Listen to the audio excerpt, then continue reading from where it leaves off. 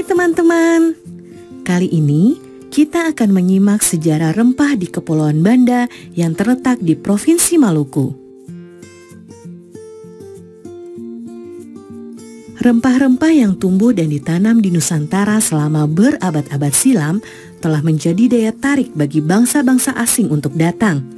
Salah satu wilayah penghasil rempah terbesar di timur Indonesia adalah Kepulauan Banda. Kepulauan Banda adalah wilayah penghasil buah pala terbesar dan terbaik di dunia. Sejak abad ke-13, pala telah dibudidayakan oleh masyarakat Banda.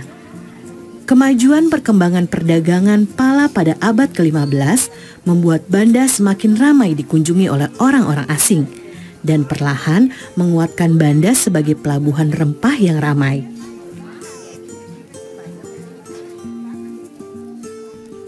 Sudah sejak lama, pala dimanfaatkan untuk berbagai kebutuhan hidup manusia. Pada abad ke-9, di Mesir dan India, pala digunakan sebagai pengawet jasad. Masih banyak lagi manfaat buah pala lainnya. Daging buah pala dapat dibuat sirup. Fuli atau kulit pembungkus biji pala dapat dimanfaatkan untuk membuat parfum, dan biji pala dimanfaatkan untuk obat-obatan, bumbu masak, kosmetik, dan minyak astiri. Berbagai manfaat buah pala inilah yang membuat bangsa Eropa sejak abad ke-16 berlomba-lomba datang ke Banda. Pada abad pertengahan, harga pala di pasar Eropa sangat mahal. Kalau dibandingkan dengan zaman sekarang, seperti gadget canggih yang harganya bisa puluhan juta rupiah. Tahukah teman-teman, kalau rempah-rempah Maluku telah dimanfaatkan sejak zaman Romawi. Pala dibawa ke Eropa oleh para pedagang Cina yang singgah di Maluku. Pala juga dibawa oleh para pedagang India melintasi Asia Tengah dan Asia Barat. Dari situlah kemudian pala tersebar ke berbagai penjuru dunia.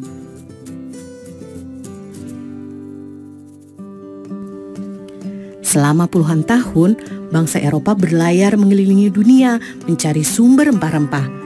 Bangsa Portugis menjadi yang pertama kali mendarat di Banda pada tahun 1512. Kedatangan bangsa Portugis kemudian disusul oleh kedatangan bangsa Belanda pada tahun 1599. Inggris pun tak mau kalah. Mereka menyusul Belanda datang ke Banda pada tahun 1601. Persaingan Belanda dan Inggris memperebutkan pala di Banda akhirnya membuat Portugis tersisih. Melalui Serikat Dagang VOC, Belanda menjalankan taktik yang kejam untuk menguasai perdagangan pala. Belanda bahkan tak segan menggunakan berbagai cara, termasuk menyingkirkan para pemimpin desa atau yang dikenal dengan orang kaya. Kedatangan bangsa Eropa yang ingin menguasai perdagangan pala membuat masyarakat Banda menderita. Kejayaan pala sebagai rempah-rempah yang dicari oleh masyarakat dunia justru membuat masyarakat Banda perlahan terpinggirkan. Pada abad ke-19, setelah Inggris berhasil merebut Pulau Rune dari tangan Belanda, Inggris kemudian membawa pohon pala keluar dari Banda dan mulai menanamnya di Sumatera dan Malaysia. Sejak saat itu, monopoli perdagangan pala dunia yang dikuasai oleh VOC pun runtuh. Nah teman-teman, kini pala dapat kita peroleh dengan mudah di seluruh Indonesia. Ibu dan nenek kita sering memakai bubuk pala sebagai bumbu dapur. Kita juga bisa menikmati berbagai olahannya, seperti manisan, sirup, dan minyak gosok. Ternyata di balik bentuk pala yang mungil tersimpan sejarah yang luar biasa ya. Sampai jumpa di cerita seru sejarah Indonesia lainnya. Berjumpa kembali dalam program kesayangan kita, Pelangi Nusantara.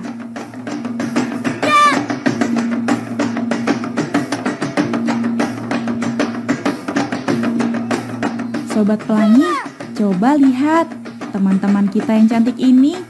Mereka itu sedang menari apa ya?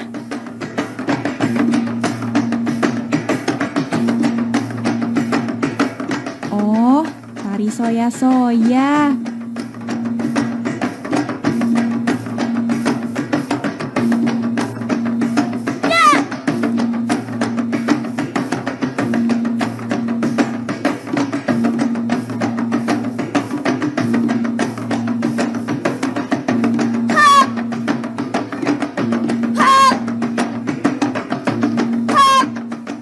soya-soya itu apa sih?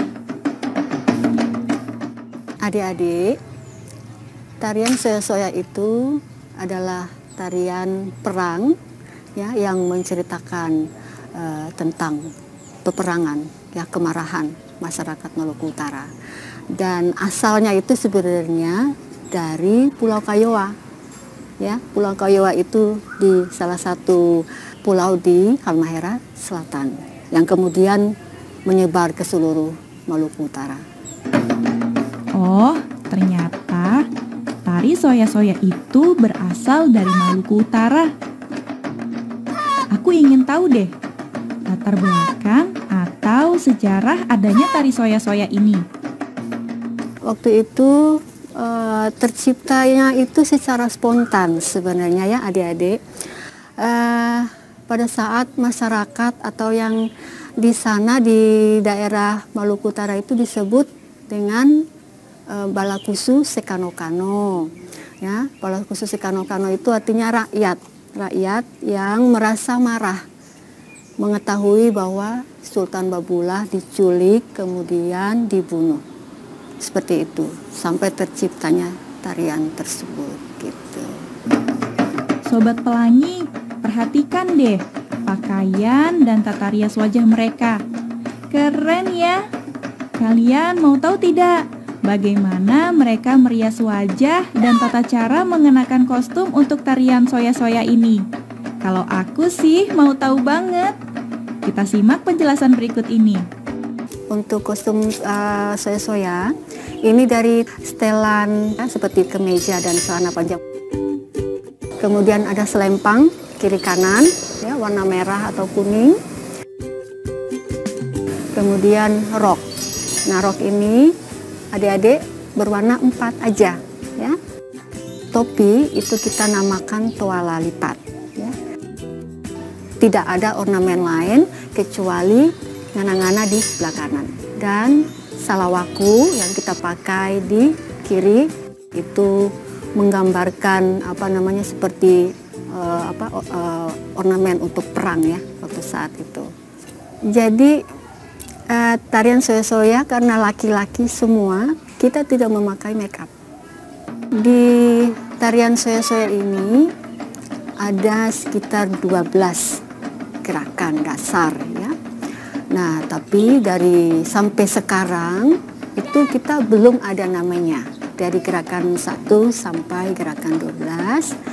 Tapi setiap pergantian gerakan tadi sudah ada namanya, yaitu namanya saya ya. Jadi setiap pergantian dari gerakan 1 ke gerakan berikutnya itu kita namakan saya. Dan salah satu gerakan yang kita sebut suba, yaitu pada saat kita hormat ya, kita duduk kemudian kita hormat, itu menggambarkan kita menghormati. Jadi cerita dari setiap gerakan itu ada ceritanya. Salah satunya itu kita suba, itu menggambarkan kita suba atau hormat atas jenazah yang sudah ditemukan tadi, jenazah dari Sultan Babullah tadi. Gitu. Jadi kostum adik-adik yang digunakan untuk penari soya-soya ini sangat unik ya. Kita adaptasi dari bangsa kolonial dulu rupanya ya. Jadi ada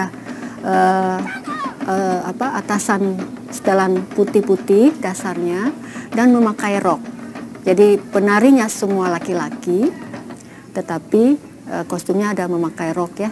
Sobat Pelangi, tadi kita sudah menyaksikan tata cara menggunakan kostum. Bagaimana kalau sekarang kita mempelajari gerakannya? Setuju? Simak yang berikut ini ya. Gerakan yang pertama, ayunkan ngana-ngana yang dipegang oleh tangan kanan ke depan dan ke belakang. Nah, salawaku yang ada di tangan kiri digerakkan diayun ke kanan dan ke kiri. Seperti ini. Tu, wa, ga, 4, 5, 6, 7, 8. Sementara kaki kiri diangkat dan diayun ke depan dan ke belakang. Ya, seperti ini. Tu, wa, ga, 4, 5, 6, 7, 8. Selanjutnya, gerakan soya, yaitu gerakan penyambung dari gerakan sebelumnya ke gerakan selanjutnya. Caranya, posisi badan menghadap ke kanan, kaki kiri diangkat, lalu digerakkan mengayun ke depan, lalu ngana-ngana diayun ke depan. Gerakan berikutnya, kaki kanan melangkah ke samping kiri sebanyak 2 kali. Ngana-ngana diayun ke atas sebanyak 2 kali juga. Lalu, posisi badan menghadap ke arah kanan. Gerakan kaki dan tangan sama seperti sebelumnya, seperti ini. Tu, wa, ga, 4, 5, 6, 7, 8. Gerakan selanjutnya. Posisi badan menghadap ke depan sedikit membungkuk. Kaki kiri diayun ke belakang dan ngana-ngana diayun ke depan. Salawaku menghadap ke atas di bawah ngana-ngana. Lalu ganti kaki kanan yang digerakkan ke belakang. Ngana-ngana diayun di atas salawaku. Lalu salawaku diputar menghadap ke bawah. Seperti ini. Gerakan selanjutnya. Posisi badan menghadap ke depan, kaki kanan menyilang ke kiri, ganti, kaki kiri menyilang ke kanan, ngana-ngana diayun 1 kali, maju ke depan dengan kaki menyilang sebanyak 3 kali hitungan. Lalu, hitungan keempat, posisi jongkok dengan kedua tangan menyilang, ngana-ngana di atas, salawaku di bawah. Kita ulang. 2, 3, 4, 5, 6, 7, 8. Lalu ngana-ngana diayun ke depan sebanyak 4 kali ke belakang. Seperti ini. Selanjutnya, dalam 4 kali hitungan, ngana-ngana diayun ke depan sambil berdiri perlahan-lahan. Lalu, posisi badan miring ke kanan sambil mengayunkan ngana-ngana ke arah belakang sebanyak 4 kali. Gerakan selanjutnya. Kaki kiri meloncat kecil ke depan, diikuti kaki kanan sambil mengayunkan ngana-ngana. Lalu, loncat kecil ke belakang sebanyak 3 kali. Ngana-ngana dan salawaku diayun ke arah pinggang. Seperti ini. Tu, wa, ga. Tu, wa, ga. Gerakan selanjutnya. Sama dengan gerakan sebelumnya. Setiap hentakan, kedua tangan diayun ke atas dan mempertemukan antara ujung ngana-ngana dan salawaku. Seperti ini ya. Tu, wa, ga. 4, 5, 6, 7, 8. Tu, wa, ga. 4, 5, 6, 7, 8. Gerakan selanjutnya, ayunkan kaki kanan dan kiri secara bergantian ke arah samping. Ngana-ngana dan salawaku berada di pinggang, seperti ini. Tu, wa, ga. 4, tu, wa, ga. 4. Gerakan selanjutnya, lari-lari kecil ke depan sebanyak 2 langkah diakhiri dengan kedua tangan mempertemukan ujung ngana-ngana dan salawaku. Lalu berputar ke belakang setengah lingkaran sambil mengayunkan ngana-ngana sebanyak 3 kali hitungan. Hitungan keempat, badan menghadap ke depan sambil terus meloncat, maju, mundur sebanyak 4 kali hitungan. Seperti ini. Tu, wa, ga. 4, 5, 6, 7, 8. Tu, wa, ga. 4, 5, 6, 7, 8. Gerakan selanjutnya. Maju ke depan 2 langkah, ngana-ngana diayunkan ke tengah atas salawaku, lalu berputar ke belakang sambil mengayunkan ngana-ngana ke samping atas.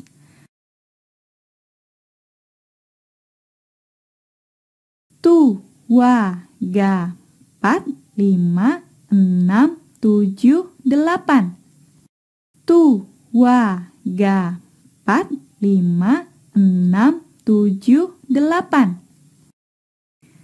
Gerakan selanjutnya. Kaki loncat ke depan dan ke belakang. Diikuti dengan ngana-ngana dan salawaku diayun ke depan dan ke belakang. Lalu balik kanan, loncat kecil dengan 4 kali hitungan. Seperti ini. Tu, wa, ga, 4, 5, 6, 7, 8. Tu, wa, ga, 4, 5, 6, 7, 8. Lanjut. Posisi badan menghadap ke kiri, silang ke kanan sebanyak 2 kali. Kaki kanan silang ke kiri sebanyak 2 kali sambil mengayunkan ngana-ngana. Seperti ini. Tu, wa, ga, 4, 5, 6, 7, 8. Lalu, lakukan gerakan seperti sebelumnya, tapi sambil memutar. Seperti ini. Tu, wa, ga, 4, 5, 6, 7, 8. Bagaimana Sobat Pelangi? Tidak sulit kan? Kalian harus rajin berlatih agar bisa menguasai gerakan tari soya-soya ini. Kita coba pakai musik yuk.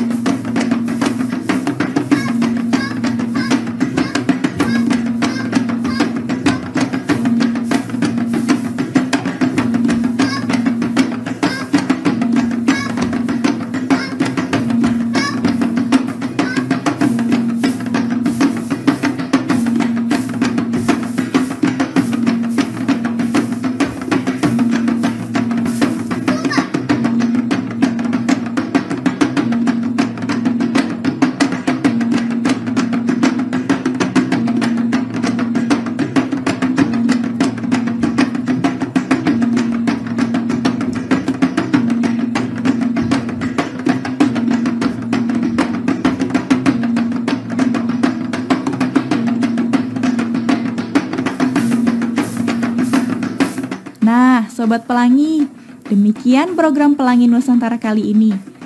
Sampai jumpa di episode selanjutnya.